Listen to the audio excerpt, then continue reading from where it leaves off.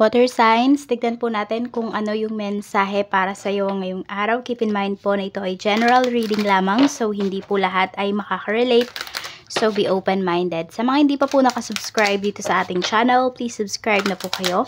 And palike na din po ng ating video. At sa mga nais naman po mag-avail ng ating private readings, Lucky Stones and Amulet, makikita nyo po yung link sa description box below. Tarot Intentions by Aliana Reyes. Okay? Tignan po natin kung ano yung mensahe para sa iyo.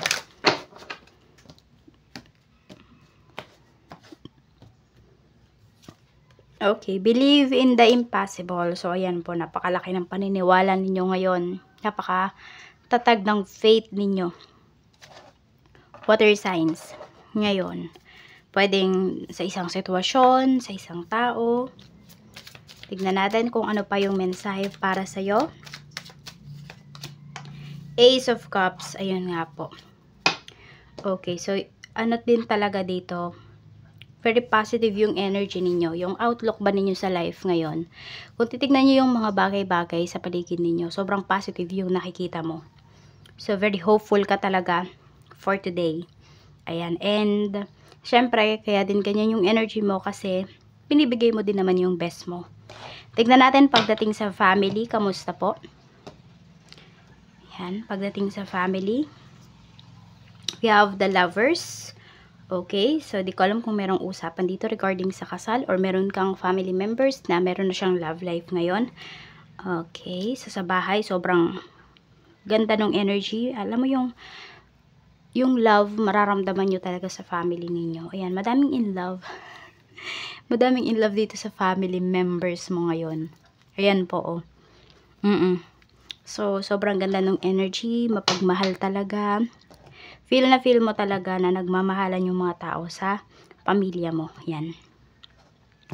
Tignan natin, pagdating naman po sa friendship, we have, ayan, 4 of Pentacles. Pagdating sa friends, we have, ayan, 2 of Swords. Okay, so pwedeng meron kang kaibigan dito, water signs na it's either, hindi ko alam kung ikaw ba yung lumalapit sa kanya, nanghingi ka ng help, or siya yung nanghihingi ng tulong sa'yo. So nakikita ko kasi dito, pwedeng nagdadalawang isip yung tao na yan. Oo, meron naman talaga, pero kasi syempre, di ba, hindi naman natin pwedeng pilitin yung mga tao kung hindi talaga sila willing na magpahiram sa atin, parang ganyan. Or pwedeng ikaw to, di ba, nagdadalawang isip ka, siguro kasi yung friend mo na to, meron na siyang utang sa'yo before, tapos hindi pa niya nababayaran, tapos mangungutang na naman. So, nagiging matalino ka lang dito. Ayan, or pwede rin na yung mga kaibigan mo, kung nanghingi ka ng advice sa kanila, may iba't iba silang opinion. Totoo yan, kasi lahat naman ng tao, diba? May kanya-kanya naman tayong opinion. So, you should, ano na lang talaga, ano ba yun? You should respect kung ano ba yung mga ibibigay nilang opinion or suggestion. Okay? So, meron kasi talaga dito, sobrang nagtitipid na kaibigan mo. Tignan natin. Yun, so siguro may kinukonvince ka dito. Regarding sa, ano ba, kunwari kasi, meron siyang ginagamit. Alam mo yung disposable lang naman yung isang bagay na yun. Tapos, paulit-ulit niyang ginagamit. So, diba, disposable ngayon. So, diba, once lang dapat talaga ginagamit. So, siya parang nakaka-4 na gamit na siya nun. So, siguro ina-advisean mo siya. Pero siya ayaw makinig. Yun.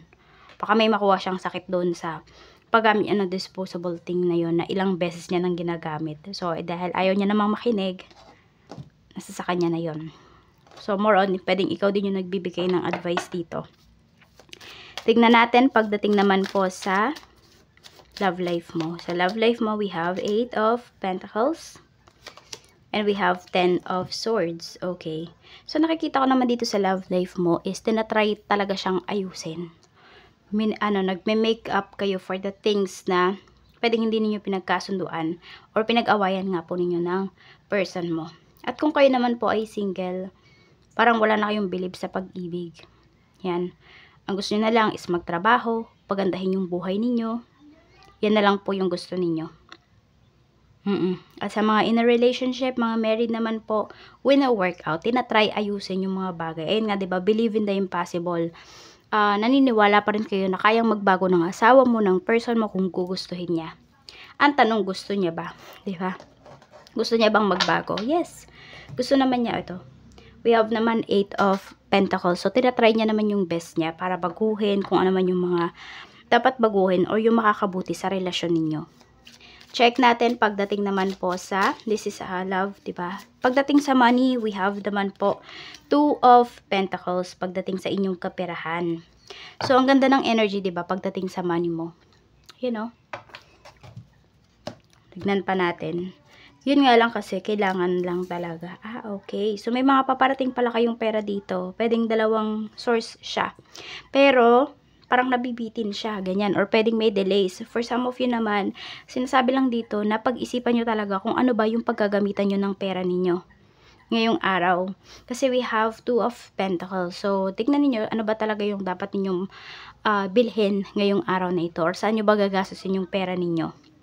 Tignan natin kung ano pa yung mensahe pagdating sa career. Sa career naman po, we have Ace of Swords. So, kung meron kayong gustong, sabihin natin, promotion, meron kayong project na gusto ninyong mapunta sa inyo, pwedeng mapupunta yan talaga sa inyo.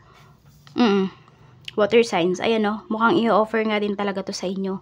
So, hindi nyo kailangan ipagpilitan to, sa inyo talaga mismo ibibigay yung offer na ito.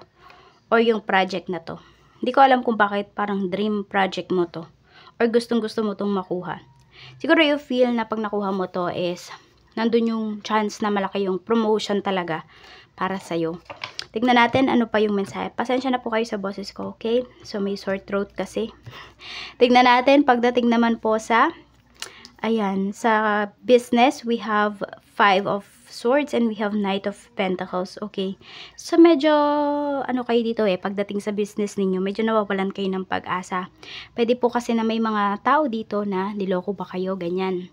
Or pinagkatiwalaan nyo talaga tas hindi naman kinuha yung orders nila. Parang ganyan. So, meron din dito nagpaasa sa inyo. Justice. Huwag kayong mag-alala kasi sabihin natin, hindi man kayo yung bumalik. Hindi man kayo yung sabihin natin, yung gumanti dun sa tao na yun na nanloko sa inyo. May ganti po. I mean, may karma. 'Di ba? So, let go nyo na lang. Kung meron nga dito niloko kayo, benta nyo na lang sa iba. Okay, benta nyo na lang sa iba yung inano niya. Kasi, yung in-order niya.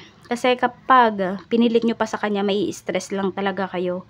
At yung tao na to, baka utangin pa yung products ninyo. You know, so hindi pa magbabayad pero nasa kanya na yung products. So, mas mahihirapan po kayo. Tignan natin. So, next time, sinasabi lang sa inyo dito ni Universe, mag-ingat po kayo pagdating sa mga kliyente. Kasi di naman talaga lahat ng client ay honest. Hindi lahat ng client ay kliyente mo talaga. Yung iba dyan, naninira lang talaga ng business. Check natin ano ba yung magandang mangyayari sa life mo ngayon. Okay, so yung iba naman po sa inyo, dahil nga very positive yung energy ninyo, makakatulog kayo ng maayos, meron kayong peace of mind kasi alam niyo na hindi kayo gumawa ng masama towards other people.